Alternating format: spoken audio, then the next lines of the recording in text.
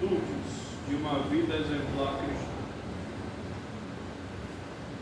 Veja, um dos valores mais esquecidos ou talvez mais mal entendidos no nosso tempo, e há muito tempo na verdade, é a honra. Antigamente as pessoas faziam justiça com as próprias mãos em nome da honra, quando na verdade o que eles estavam fazendo era apenas indo atrás de vingança. E ainda hoje tantas pessoas têm a sua honra avaliada a partir de coisas completamente estranhas do que deveria ser. Então, muitas pessoas avaliam a honra, ou talvez o valor, das pessoas que estão ao seu redor, a partir do seu patrimônio, ou a partir do prestígio que ele tem dentro da sociedade. E todas essas coisas estão equivocadas. E é em nome de uma honra igualmente distorcida que muitos criam preconceito e discriminação contra raças, contra classes sociais e até mesmo contra gêneros. Então, onde está o verdadeiro problema dessa situação do nosso mundo? A honra deixou de ser um princípio medido pelas virtudes que uma pessoa tem. E com essa ideia em mente, muitos deixam de honrar a todas as pessoas como nos manda a palavra de Deus. Veja comigo, nós estamos em 1 Pedro, observe no capítulo 2, versículo 17. 1 Pedro, capítulo 2, versículo 17, o que é que o apóstolo Pedro nos ensina aqui? Tratai todos com honra, amai os irmãos, temei a Deus, honrai o rei. É um mandamento para nós tratar todas as pessoas com a honra merecida. Não é? E é como tratar as pessoas com honra que Pedro vem explicando no versículo 17 que acabamos de ler, em diante até esse trecho que nós chegamos aqui no capítulo 3. E ele vai continuar ainda por vários versículos, apenas explicando como tratar as pessoas com honra. E aí nós vimos como tratar com honra as autoridades, os governantes, como tratar com honra os nossos patrões, os nossos chefes. Nós vimos como tratar com honra os nossos maridos, as nossas esposas, semana passada. E agora nós chegamos aqui, o apóstolo Pedro trazendo ensinamentos gerais, como tratar todas as pessoas com honra. Quando nós observamos esse texto que nós lemos agora há pouco, versículos 8 e 9, 1 Pedro 3, 8 e 9, o que nós temos ali são virtudes cristãs. Então, como nós vamos tratar as pessoas com honra? Desenvolvendo ou nos esforçando para desenvolver essas virtudes que nós lemos nos versículos 8 e versículo 9. O apóstolo Pedro trata aí de 6 virtudes que nós precisamos desenvolver. 6 virtudes necessárias para uma vida exemplar, uma vida cristã exemplar. Então, vamos ler mais uma vez versículos 8 e 9, mais ou menos metade do versículo 9, para observar quais são essas virtudes. Veja comigo aí o versículo 8. Finalmente, sede todos de igual ânimo, compadecidos, fraternalmente amigos, misericordiosos, humildes, não pagando mal por mal ou injúria por injúria, antes, pelo contrário, vem dizendo. Aqui nós temos várias virtudes que nós devemos desenvolver para termos uma vida exemplar cristã e para honrarmos as pessoas que estão ao nosso redor. Então, 6 virtudes, todas igualmente importantes, e essas virtudes estão em completa harmonia. Isso significa que a nossa falha em desenvolver uma delas também acarretará uma falha de talvez desenvolver outras. Então vamos ver aí, virtude por virtude, que o apóstolo Pedro trata. Observe que primeiro ele exorta os irmãos a eles serem de igual ânimo. O que ele quer dizer com isso? Que os irmãos vivam em harmonia. Viver em harmonia é primeiro de tudo. Ele diz que nós devemos ser de igual ânimo, ou em outras palavras, pensarmos concordantemente, sermos todos de uma mesma opinião, termos o mesmo modo de pensar e de agir. Tá? Todas essas coisas com base não no que nós achamos, mas no que a palavra de Deus nos diz. Nós devemos viver em harmonia. Cada um de nós tem a sua mente, tem as suas experiências, cada um de nós aqui tem um talento que Deus lhe deu, e aí quando nós unidos, em harmonia, cada um com a sua responsabilidade, trabalhamos em prol da obra de Deus, a obra avança. Porque cada um de nós aqui é diferente, cada um de nós aqui tem uma experiência de vida diferente, um dom, um talento diferente, e quando nós nos unimos, cada um assume uma responsabilidade diferente. Mas todos, embora com tarefas e responsabilidades diferentes, são de igual valor e de igual importância. De modo que se um falha, ou se um cai, ou se um enfrenta problemas, a igreja inteira padece. Isso me lembra dos tempos que eu tocava em orquestra. Durante muito tempo. Eu trabalhei com orquestras, principalmente quando eu estava morando lá em São Paulo. Eu tocava na Orquestra Jovem do Estado de São Paulo, na Orquestra Municipal de Guarulhos, na Orquestra Tom Jobim, lá em São Paulo. E o que marca a qualidade de uma boa orquestra, assim como de qualquer outro grupo musical, não é necessariamente a virtuosidade ou a técnica de todos os membros que estão ali reunidos, mas sim a habilidade de cada um, de quando reunidos, todos juntos tocarem o que nós chamamos de tocar em uníssono, um mesmo som, um mesmo timbre, usando a mesma técnica, usando os mesmos dedos, a mesma sequência, para que todos soem exatamente iguais. Imagine, a orquestra tem vários instrumentos, tem vários naipes de instrumentos. Então imagine que uma orquestra grande você vai ter talvez uns 20 violinos. Se cada um deles, se cada um dos violinistas tocar do seu jeito, do jeito que bem quiser, do jeito que bem entender, aquilo não vai soar muito bem. Então a ideia é que todos toquem exatamente da mesma maneira, do mesmo jeito, para que o som de todos tocando juntos seja como se fosse de um só instrumento. Então isso significa que é importante que todos os músicos daquele mesmo instrumento toquem da mesma forma, utilizando a mesma técnica, projetando o mesmo volume de som. Quando nós estamos assistindo TV, nós podemos aumentar e diminuir o volume. Imagine que cada um dos instrumentistas tem que estar no mesmo volume, para que tudo fique em uníssono. Assim, todos unidos soarão como se fossem um só instrumento musical. Se alguém se recusa a seguir esse padrão, se alguém se recusa a seguir esse molde que foi estabelecido para todos, a qualidade do som da orquestra como um todo cai.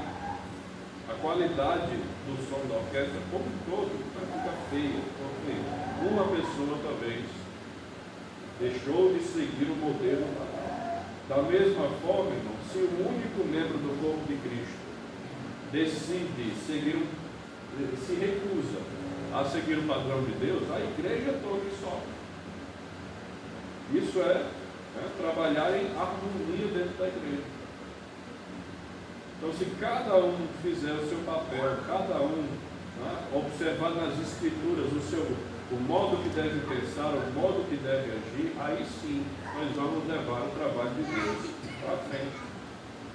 Isso significa que nós, irmãos, devemos pensar com a mente do Espírito e não com essa nossa mente carnal. Devemos pensar conforme a Escritura nos orienta, agir conforme a Escritura nos orienta. Vamos abrir nossas Bíblias aí em Romanos. Veja comigo, Romanos capítulo 8.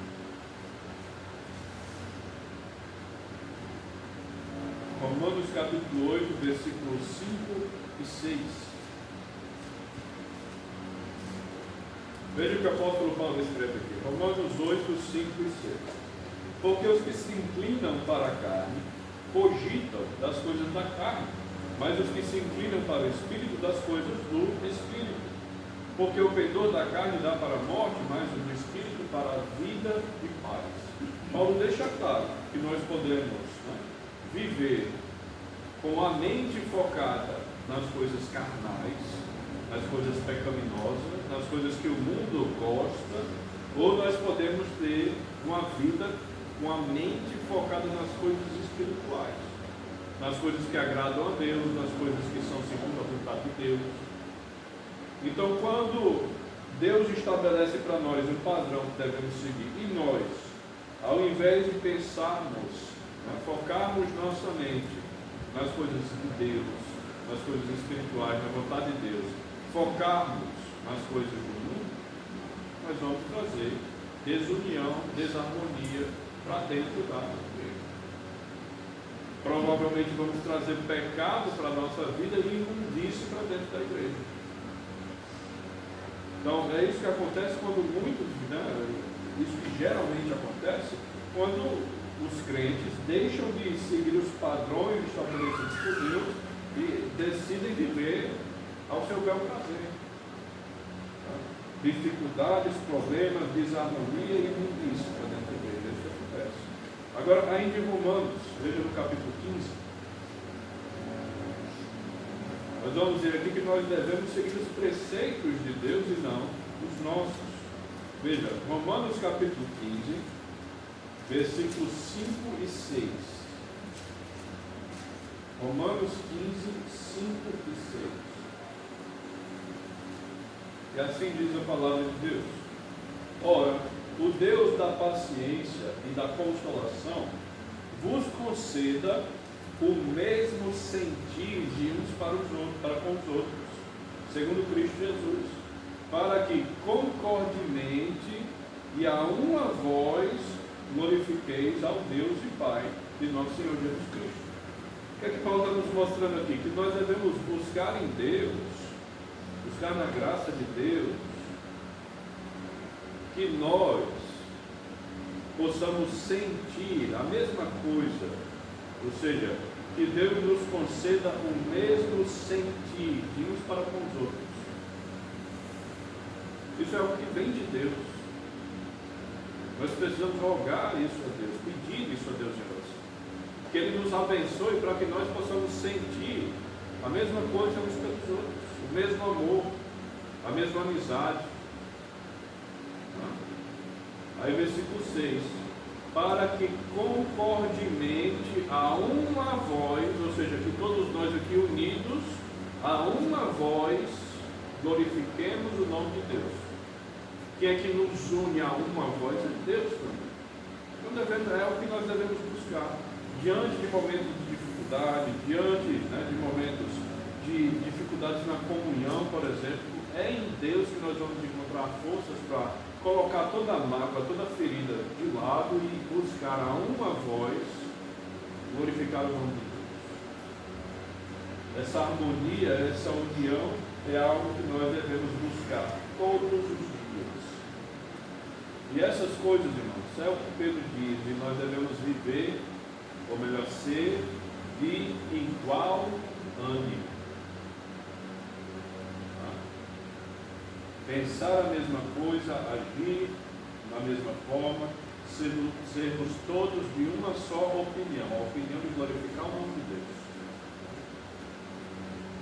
Voltando lá para 1 Pedro, ele diz que nós devemos ser todos de igual ânimo e devemos ser compadecidos.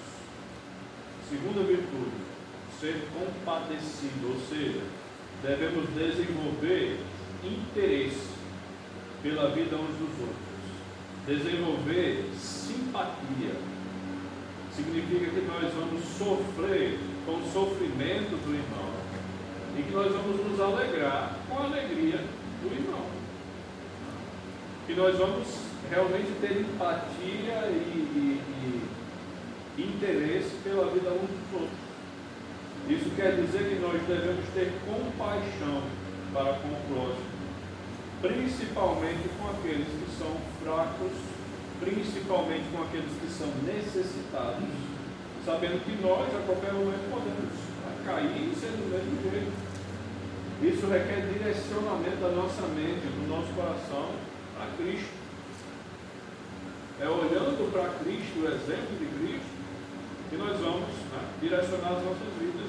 A palavra de Deus diz que Deus, ou melhor, que Cristo morreu por nós, sendo nós o quê? Ainda pecadores, falhos. Quando Cristo foi se sacrificar na cruz, Ele não olhou para nós e viu pessoas maravilhosas, pessoas cheias de virtudes, pelo contrário. Ele viu pessoas fracas, falhas, pecaminosas, inimigas de Deus. Nós éramos tudo isso. E mesmo assim Ele se sacrificou por nós. Esse é o exemplo. Então nós devemos ter compaixão para com o próximo, principalmente aqueles que sofrem, aqueles que estão em fraqueza ou espiritual ou em necessidade espiritual. Veja comigo em Hebreus, capítulo 10. Só voltar algumas páginas, se você tiver em 1 Pedro, eu volto algumas páginas para Hebreus, capítulo 10, versículo 34. Veja um bom testemunho que esses irmãos aqui que receberam essa carta estavam dando diante das pessoas.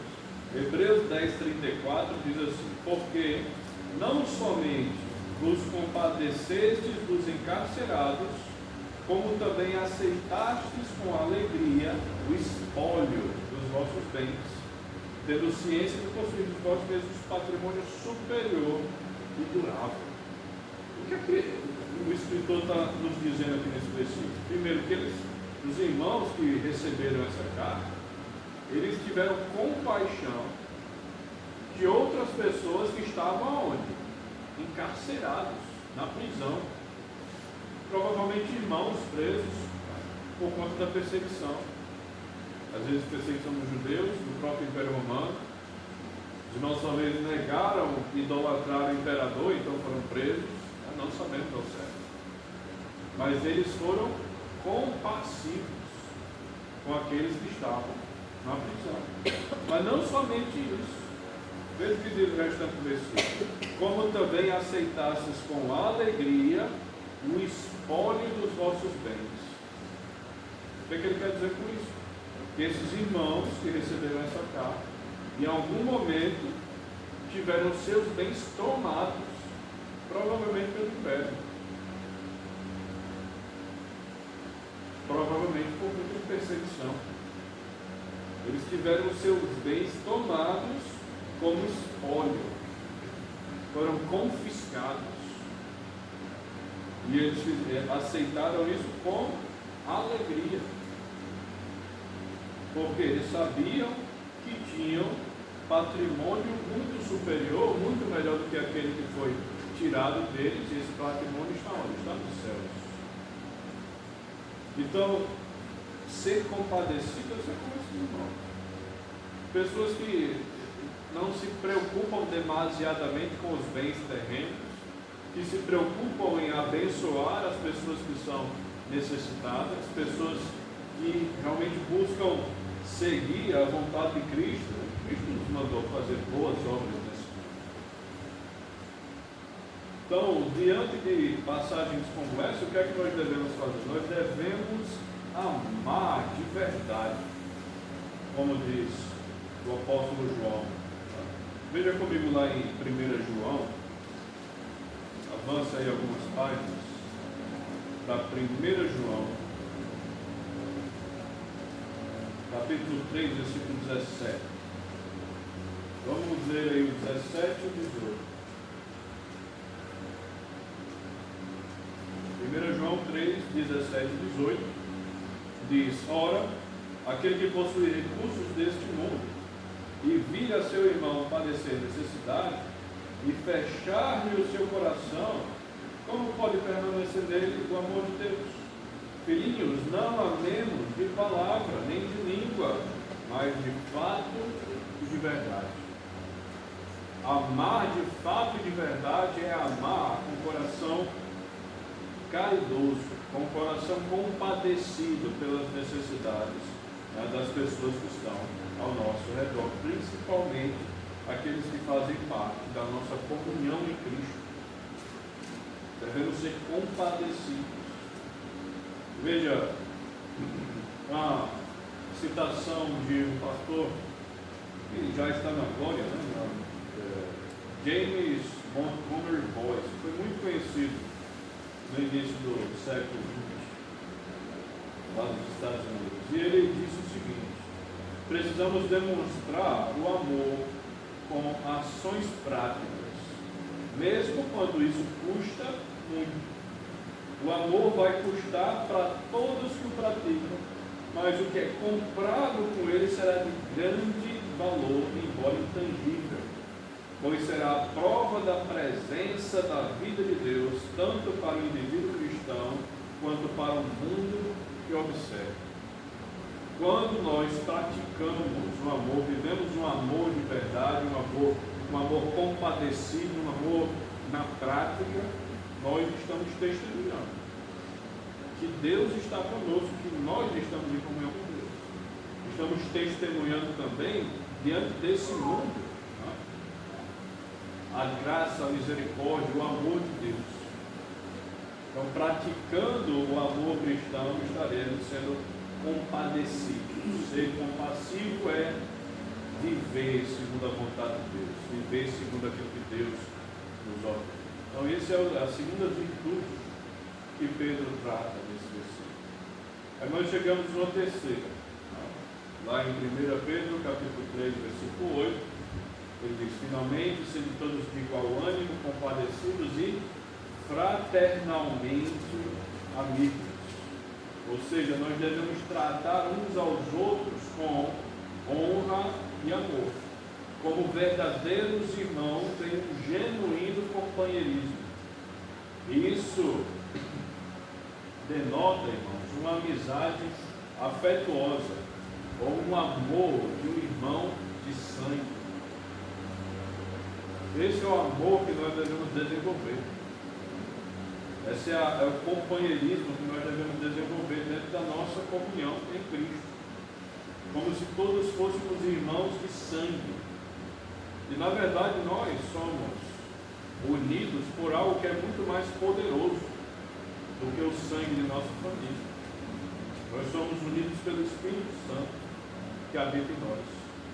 Somos unidos pela palavra de Deus que trabalha em nós, pela graça de Deus derramada sobre nós. Essas coisas são muito superiores ao nosso sangue. Então devemos, irmãos, desenvolver entre nós um companheirismo tão forte quanto o relacionamento entre os membros de uma mesma família. Veja comigo em Gálatas capítulo 6.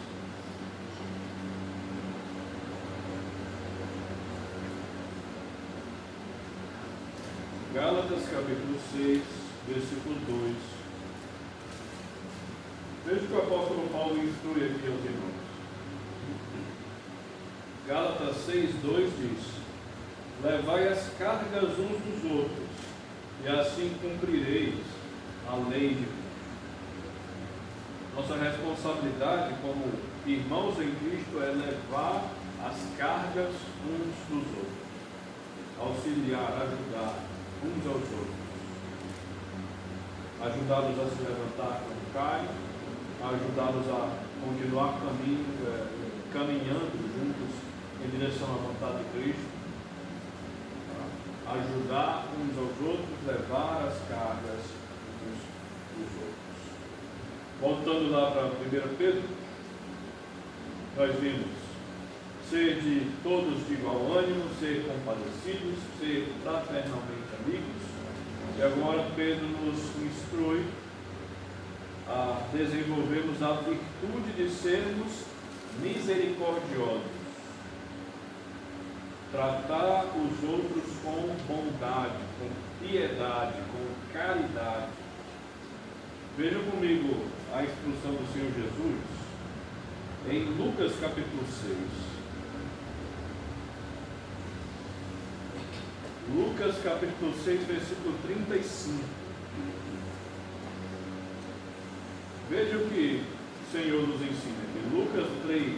Lucas 6, 35 diz: Amai, porém, os vossos inimigos, fazei o bem e emprestai sem esperar nenhuma paga, será grande o vosso galardão e sereis filhos do Altíssimo. Observe como essas instruções de Cristo, ou melhor, como esses mandamentos de Cristo, confrontam brutalmente a nossa mente mundana. É completamente oposto ao que nos ensina, completamente oposto, né, ao que o ser humano natural pensa.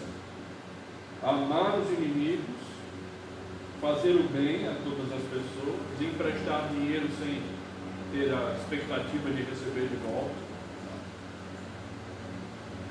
Todas essas coisas confrontam a nossa mente pecaminosa, confrontam a nossa lógica, porque nós devemos seguir a lógica de Cristo, não a nossa. Então nós devemos estar prontos para oferecer ajuda a quem quer que necessite. Nós devemos estar prontos para ser compreensivos diante da fraqueza dos irmãos ao nosso redor. Nós devemos ser pacientes e perdoar uns aos outros, né, sem limites. Não é uma vez, em duas, em três, em sete, mas como diz Jesus, 70 vezes 7. Então, irmãos, nós devemos ser misericordiosos. A próxima virtude que Pedro trata é ser humilde.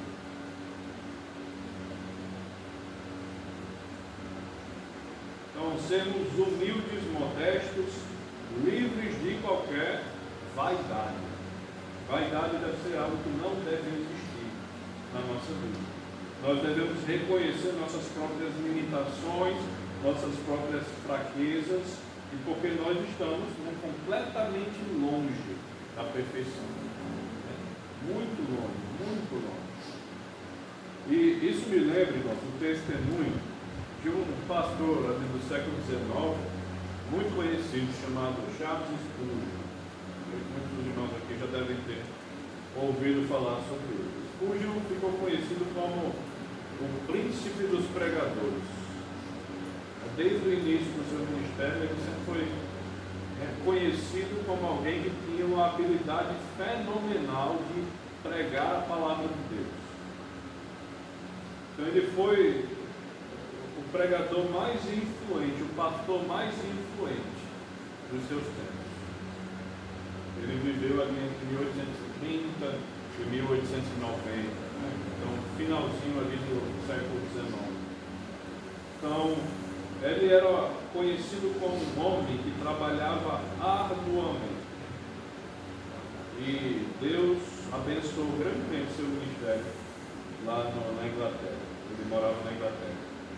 Então, como eu falei, desde o início do trabalho dele na igreja, desde a primeira pregação na igreja em que ele se destacou, ele sempre foi reconhecido como alguém que tinha uma extraordinária habilidade de pregar a palavra de Deus.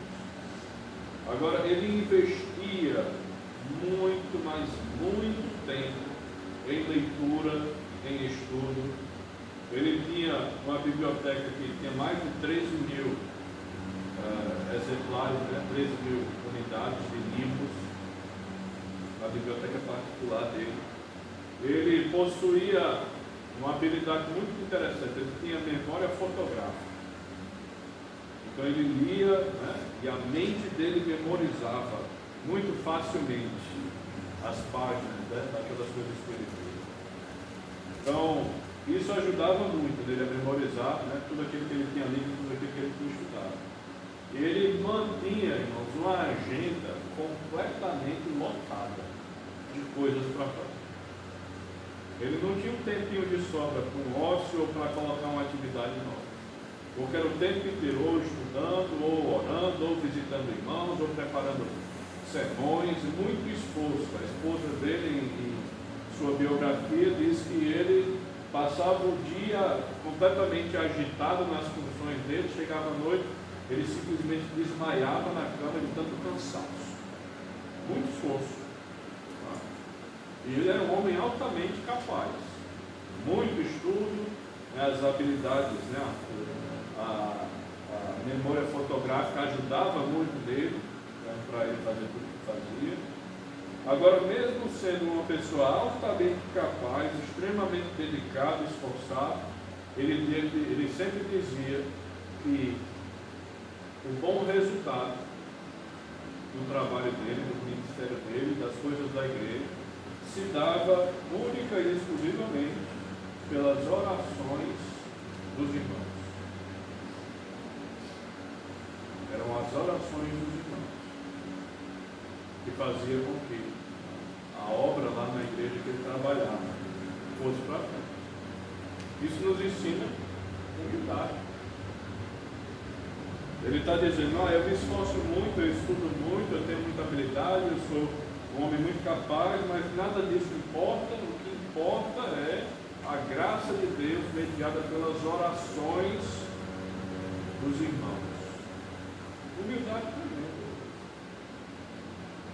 Esse homem não ficou conhecido como o príncipe dos pregadores à toa. Era muito esforço da parte dele, muito trabalho da parte dele, muita capacidade da parte dele, mas humildade, graça de Deus também, agindo na mente dele. Então, ter humildade, nós devemos saber que nós podemos também cair a qualquer momento. Devemos desenvolver também humildade, no sentido de que nós somos falhos, e se não for a graça de Deus, se não for o poder de Deus na nossa vida, nós podemos cair a qualquer hora. Então nós devemos ser humildes, principalmente diante da nossa triste realidade, ainda na presença do pecado. E aí nós chegamos na sexta virtude que o apóstolo Pedro nos mostra aqui. E ele diz que nós devemos ser pessoas que não buscam, que não procuram a vingança. Ele fala disso nas seguintes palavras: não pagar mal por mal ou injúria por injúria. Pelo contrário, nós devemos o quê? Bem dizer às pessoas que nos maltratam, as pessoas que trazem mal para a nossa vida, as pessoas que nos trazem injúria contra nós. Então, nós devemos, irmãos, lembrar que não há valor nenhum, nem honra alguma em tentar vencer o mal com o mal. Não deve haver espaço para vingança em nossa mente, em nossa vida. Veja Romanos capítulo 12. Romanos capítulo 12, versículos 19 e 20. Veja o que o apóstolo Paulo diz aqui. Romanos 12, 19 e 20. Não vos vingueis a vós mesmos, amados, mas dai lugar à ira, porque está escrito: a mim me pertence a vingança, eu é que retribuirei, diz o Senhor. Pelo contrário, se o teu inimigo tiver fome, dá-lhe de comer. Se tiver sede, dá-lhe de beber, porque fazendo isto amontoarás brasas vivas sobre a sua cabeça. Veja, não há honra alguma em tentar vencer o mal com o mal, de pagar injúria com injúria, calúnia com calúnia, mentira com mentira.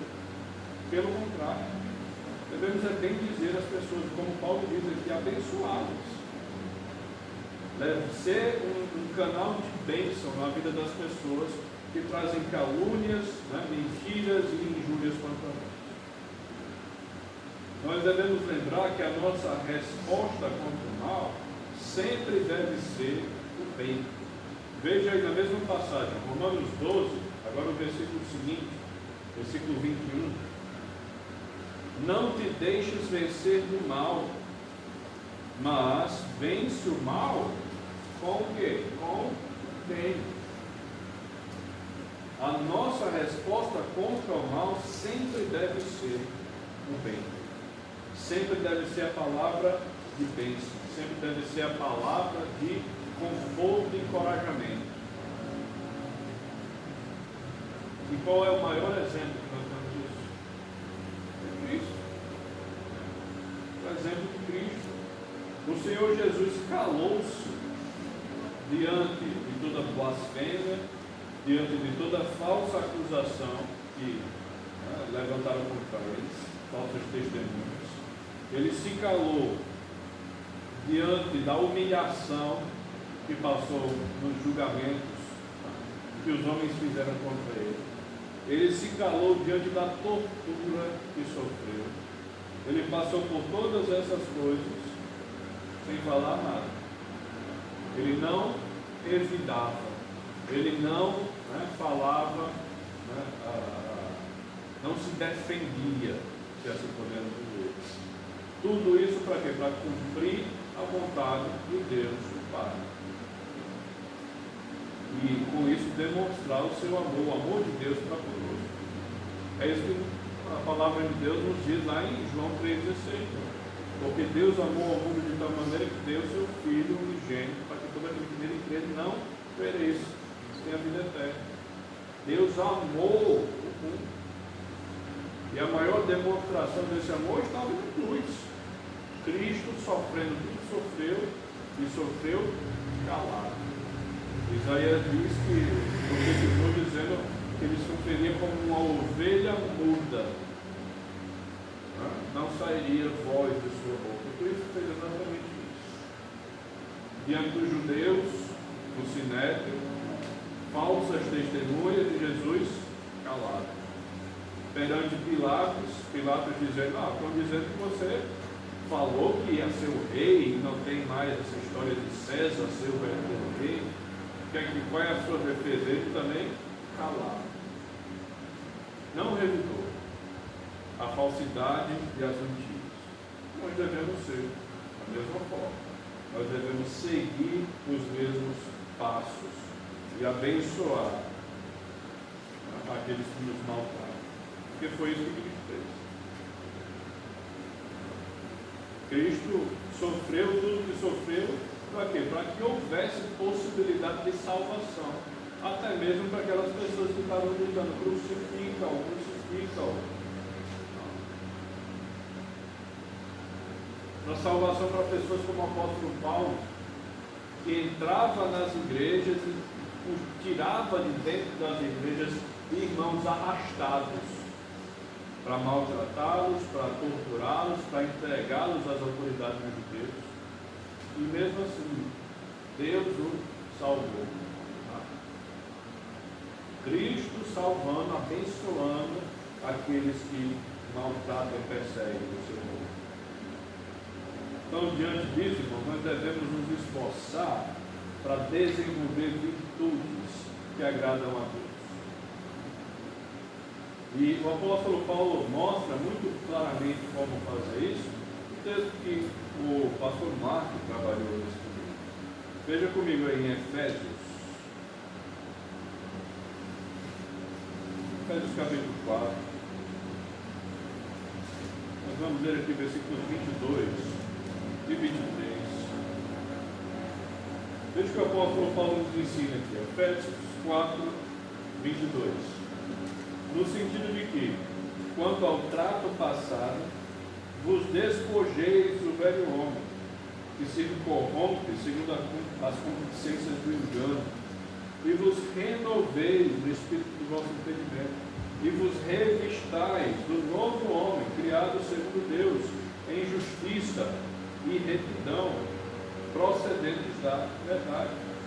Então, os irmãos percebem que Paulo está nos ensinando aqui um processo em 3 etapas. Primeiro, nos despojar do velho homem, identificar o pecado que estamos cometendo, identificar o nosso erro, a sua essência, identificar o problema na nossa vida. Depois ele diz: e vos renoveis no espírito do vosso entendimento. Transformar primeiramente a mente. Primeiro mudar a nossa forma de pensar, renovar o nosso entendimento, né? Entender como corrigir aquele problema. E terceiro, versículo 24: e vos revistais do novo homem. Ou seja, você já identificou o pecado? Você já identificou como combater o pecado, como corrigir? Agora, pratique aquilo que é completamente oposto ao pecado que você cometeu, ao pecado que você estava cometendo. Ele vai dar vários exemplos. Foi exatamente o que o pastor Marco trabalhou comigo. Deixando a mentira, fale a verdade. Deixando o pecado da mentira, substitua ele por aquilo que é completamente o oposto. Que é o oposto de falar mentira, dizer a verdade.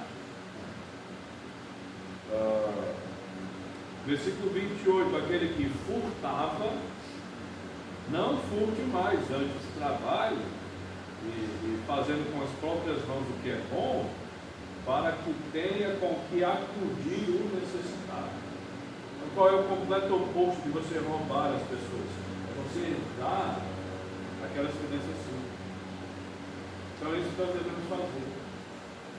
Identificar o pecado que nós precisamos abandonar, que estamos cometendo, renovar a nossa mente, entender o erro e entender o caminho para consertar, e depois substituir esse pecado por uma virtude que é completamente oposta ao pecado.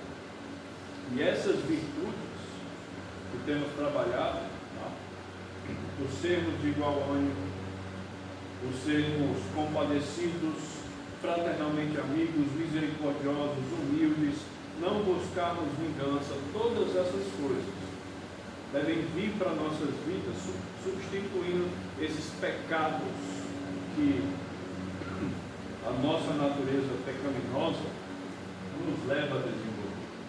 Às vezes em pensamento, às vezes em desejo e às vezes até mesmo em ações. E aí o finalzinho do versículo 9, vamos voltar lá para 1 Pedro, capítulo 3, finalzinho do versículo 9. O apóstolo Pedro nos aponta para a motivação que nós devemos ter em desenvolver todas essas virtudes. Veja o que ele diz no finalzinho do versículo 9. 1 Pedro 3, 9, ele diz: pois para isto mesmo fostes chamados, a fim de receberdes bênção por herança. Então, nós devemos desenvolver todas essas virtudes, primeiro, porque nós fomos chamados por Deus para isso. Fomos chamados por Deus para praticar boas obras nesse mundo, para dar um bom testemunho nesse mundo, para levar o mundo a glorificar a Deus por meio do nosso testemunho, até mesmo sem palavras, mas na prática daquilo que é bom, na prática do bem, no desenvolvimento dessas virtudes. O mundo, ao nos observar, vai o quê? Glorificar o nosso Deus. As pessoas vão olhar para nós e nossas virtudes e vão dizer: olha só como o irmão fulaninho de tal, né, é uma bênção. Eu quero conhecer o Deus que fez esse trabalho na vida dele. Isso acontece, não pode. Deus usa essas coisas para alcançar pessoas. Ele usa principalmente para criar oportunidades para pregar o Evangelho.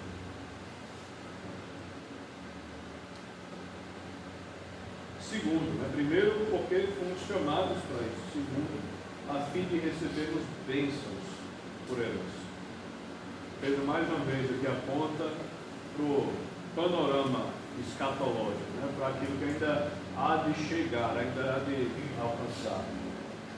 pudéssemos resumir isso em uma palavra, ele nos aponta para o céu. Nos aponta para as bênçãos que nos aguardam nas regiões celestiais. Então, diante disso, nós devemos aguardar pacientemente o tempo dessas bênçãos se concretizar. E nesse meio termo, nesse tempo que nós ainda temos, nesse tempo que nos resta, nós devemos ser uma bênção na vida das pessoas que estão lá dentro e fora da igreja, dentro e fora das quatro paredes da igreja e do nosso lar. Ser uma bênção por meio do desenvolvimento de todas essas virtudes. Então, irmãos, concluindo, se você quer obedecer a Deus e consequentemente honrar as pessoas ao seu redor, tratar com honra as pessoas ao seu redor, se esforce debaixo da dependência de Deus para desenvolver essas virtudes que foram citadas aqui pelo apóstolo Pedro. Desenvolvermos o sermos todos de igual ânimo, estarmos em união, em harmonia, sermos compadecidos, fraternalmente amigos, misericordiosos, humildes e não buscarmos vingança. Se nos esforçarmos debaixo da provisão de Deus para desenvolver esses dons, essas virtudes, certamente honraremos as pessoas ao nosso redor. Certamente seremos uma bênção na vida das pessoas que estão por nós. Vamos orar.